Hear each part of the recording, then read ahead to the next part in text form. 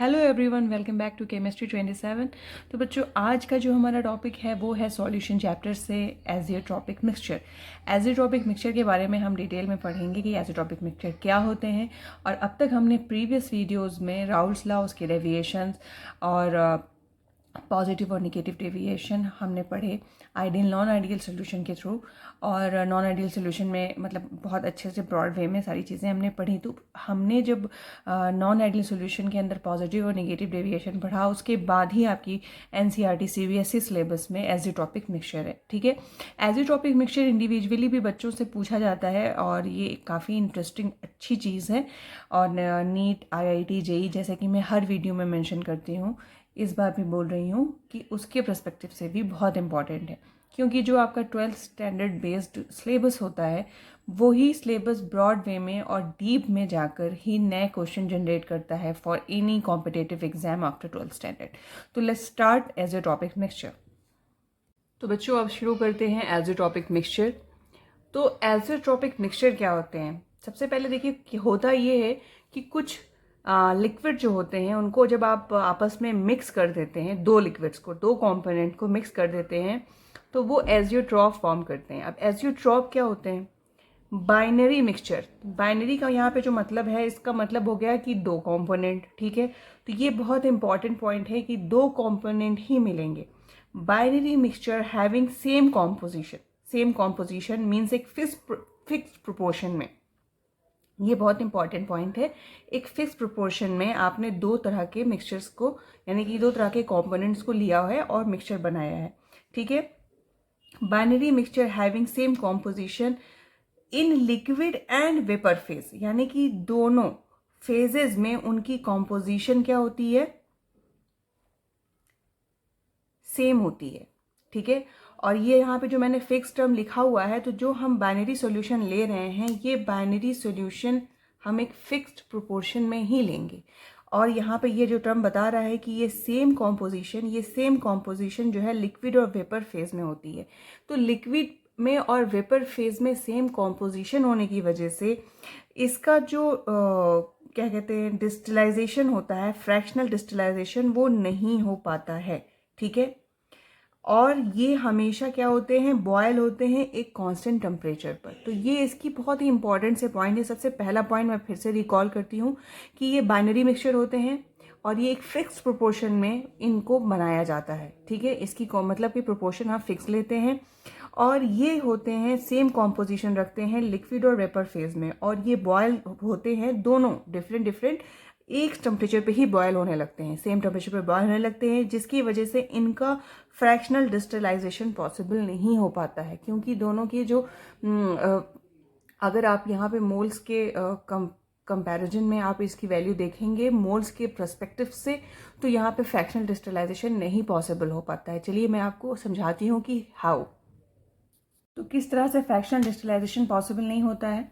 चलिए देखते हैं। तो यहाँ पे मान लेते हैं कि हमारे पास दो कंपोनेंट है, ए कंपोनेंट और बी कंपोनेंट। ये हो गया हमारा, एक हो गया सॉल्यूट, एक हो गया सॉल्वेंट। ठीक है, होता ये है बच्चों कि जो इसका मोल फ्रैक्शन है, हम पहले सॉल्यूट को देखते हैं। ये हो गया लिक्विड फेज में। ठीक है, मैं यहाँ पे लिख देती हूँ लिक्विड फेज, शॉर्ट में लिक्विड फेज में मोल फ्रैक्शन है, वो बराबर हो जाता है वेपर फेज में जो मोल फ्रैक्शन होता है। ये वेपर फेज के लिए हो गया।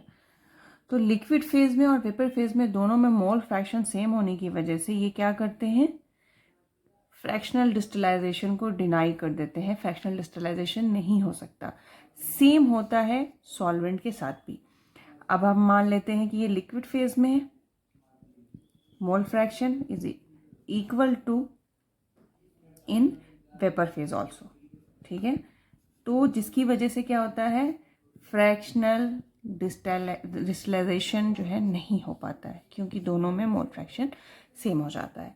अब ये जो आपके एजियोट्रॉप हैं, ये दो तरह के होते हैं। ठीक है, अब हम देखते हैं कि कौन कौन से होते हैं और फिर उसकी डेफिनेशन पढ़ते हैं। तो बच्चों, अब यहाँ पे हमने देखा कि एजियोट्रॉप्स क्या होते हैं, उनके अंदर फ्रैक्शनल डिस्टिलाइजेशन क्यों नहीं पॉसिबल होता है। अब इनके टाइप्स को देखते हैं। तो टू टाइप्स के होते हैं azeotrope: minimum boiling azeotrope and maximum boiling azeotrope. ठीक है, मिनिमम एंड मैक्सिमम। अब सबसे पहले हम पढ़ते हैं जो हमारा पहला वाला है, the solution which show a large positive deviation. ठीक है, जो लार्ज पॉजिटिव डेविएशन शो करता है Raoult's law from minimum boiling azeotrope at a specific composition, यानी कि जब लार्ज पॉजिटिव डेविएशन शो करेगा राउल्ट्स लॉ से तो वो फॉर्म करेगा मिनिमम, लार्ज मिनिमम, ऐसे याद कर सकते हैं कि लार्ज डेविएशन शो करने वाले को हम मिनिमम बॉइलिंग एज़ोट्रॉप कहते हैं, एक एट अ स्पेसिफिक कॉम्पोजिशन। ये भी नोट डाउन करिएगा, ठीक है। फॉर एग्जाम्पल, अगर आप एथेनॉल और वाटर को मिलाते हैं, इसका मिक्सचर ऑब्टेन करते हैं, ये मतलब कहाँ से एथेनॉल ऑब्टेन हुआ है, फर्मेंटेशन ऑफ शुगर से। तो on fractional distillation gives a solution containing approximately 95% by volume of ethanol. ठीक है, ये आपको मिलता है। Once this composition, known as azeotrope composition, has been achieved, the liquid and vapor phase, the same composition, जो कि मैंने अभी बताया कि इसमें जब ये एजोट्रोपिक फॉर्म में आ जाता है तो उसके बाद क्या होता है कि इसकी लिक्विड एंड वेपर फेज की कॉम्पोजिशन सेम हो जाती है और इसके अंदर कोई फर्दर सेपरेशन नहीं हो सकता। अब बहुत से बच्चों को फ्रैक्शनल डिस्टिलाइजेशन नहीं पता होगा तो उनके लिए समझने में थोड़ी सी दिक्कत होगी, तो मैं ये सजेस्ट करूँगी कि फ्रैक्शनल डिस्टिलाइजेशन आप रिकॉल कर लीजिए कहीं पर भी, यानी कि अगर आपने कोई 2 कंपोनेंट लिया है तो आप उसमें से किसी एक को डिस्टिलाइज करते हैं, दोनों को नहीं करते हैं, उसका एक प्रॉपर मेथड होता है। अब मैं इसके ऊपर एक शायद वीडियो बनाऊँ, फ्रैक्शनल डिस्टिलाइजेशन किसे कहते हैं, अगर वो डिमांड में आई तो। खैर, अब दूसरा हमारा है, आपका जो दूसरा है, हमने अभी मिनिमम पढ़ा, अब हम मैक्सिमम पढ़ेंगे। The solution that show large negative deviation. ठीक है, वहाँ पे क्या था, जस्ट इसका अपोजिट था।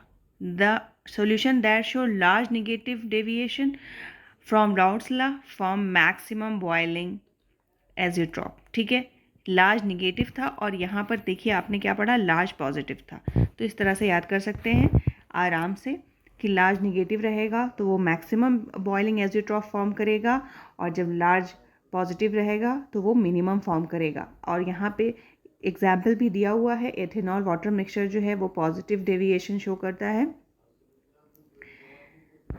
और वो मिनिमम आपका एज़ोट्रॉप फॉर्म करता है, मिनिमम बॉइलिंग एज़ोट्रॉप। उसके बाद the solution that shows large negative में नाइट्रिक एसिड एंड वाटर है। आपने एथेनॉल और वाटर को लिया था, अब यहाँ पे नाइट्रिक एसिड एंड वाटर है। Water an example of this class of azeotrope. This mixture has approximately composition of 68% in nitric acid and 32% of water by mass, जिसका बॉइलिंग पॉइंट होता है 393.5 केल्विन। तो इस तरह से ये टॉपिक क्लोज होता है यहाँ पर। होप सो कि आपने इस वीडियो में सारी चीज़ें अच्छे से समझी होंगी। जो स्टार्टिंग के पॉइंट्स हैं जिसको मैंने एक डेफिनेशन के थ्रू आपको समझाने की कोशिश करी है, वो सारे पॉइंट्स ही इस टॉपिक को क्लियर करते हैं और आप होप सो कि इससे चीज़ों को गेन कर पाए हों। टिल देन, अभी नेक्स्ट वीडियो में मैं इसके आगे वाले टॉपिक को डिस्कस करूँगी। Thanks for watching, keep sharing, see you in next video.